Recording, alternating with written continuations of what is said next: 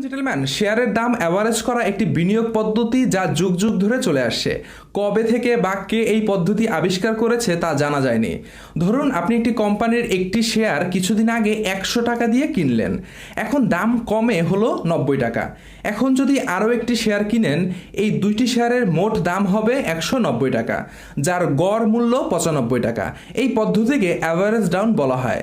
যারা দীর্ঘ সময়ের জন্য শেয়ার বাজারে বিনিয়োগ করে তারা এই পদ্ধতি ব্যবহার করে, আর যারা কম সময়ের জন্য বিনিয়োগ করে তারা অ্যাভারেজ ডাউন না করে স্টপ লস দিয়ে থাকে। অ্যাভারেজ ডাউন করার সুবিধা ও অসুবিধা দুই আছে। বড় সুবিধা হচ্ছে দাম কমলে বেশি শেয়ার কেনা যায় এবং গড় মূল্য কমানো যায়। আর বড় অসুবিধা হচ্ছে দাম কত কমবে তা নিশ্চিত না হওয়ার কারণে দীর্ঘ সময়ের জন্য ওই শেয়ারে আটকা পড়ে থাকতে হতে পারে। অ্যাভারেজ ডাউন এখন পর্যন্ত কোনো সূত্র আবিষ্কার হয়নি যেটা শতভাগ কাজ করে। এক একজন বিনিয়োগকারী এক এক রকম করে অ্যাভারেজ ডাউন করে থাকে।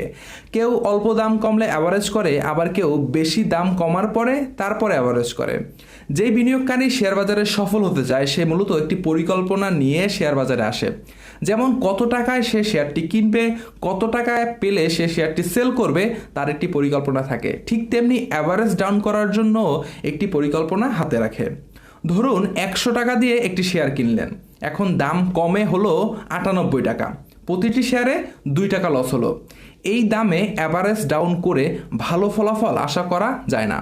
কমপক্ষে শেয়ারের দাম 15% না কমা পর্যন্ত আপনাকে অপেক্ষা করতে হবে, যদি না আপনি স্টপ লস না দেন। যখন শেয়ারটি 15% দাম হারাবে তখন অ্যাভারেজ করা যেতে পারে।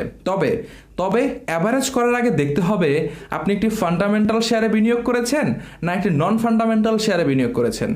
সাধারণত শেয়ারটি যদি ফান্ডামেন্টালি স্ট্রং হয় বা শক্তিশালী হয় তাহলে অ্যাভারেজ করে ভালো ফলাফল আশা করা যেতে পারে।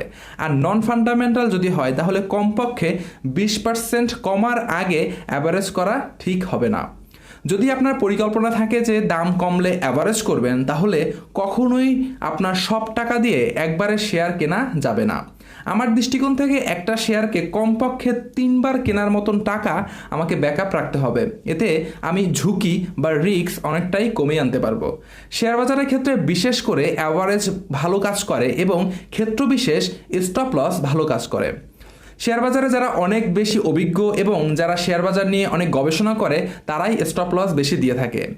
কিছু কিছু ক্ষেত্রে স্টপ লস দেওয়া উচিত অ্যাভারেজ করার থেকে। যেমন আপনি যেই কোম্পানির শেয়ার কিনলেন সেই কোম্পানির কারখানাটিতে আজকে আগুন লেগে যায়, তাহলে স্টপ লস দিয়ে ওই কোম্পানি বিক্রি করে বের হওয়া আমাদের জন্য উত্তম হবে।